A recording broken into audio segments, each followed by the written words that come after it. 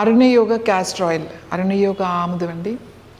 చాలామంది ఏమని అడుగుతున్నారంటే, ఇది ఒట్టి ఆముదమే కదా, తర్వాత ఏ ఆముదమైనా ఇలా పనిచేస్తుందా?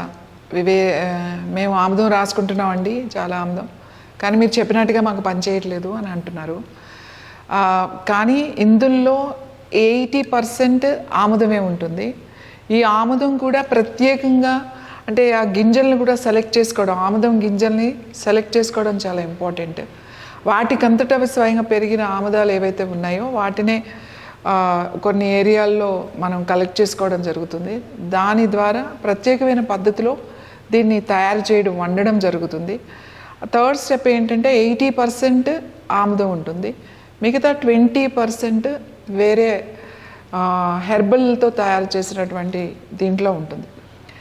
సో అందుకే అరుణయోగ వివిసి ఆయిల్ అంటే వండి వార్చిన ఏదైతే ఆముదం ఉందో ఈ ఆముదం మీకు మేము చెప్పినట్టుగా పనిచేస్తుంది.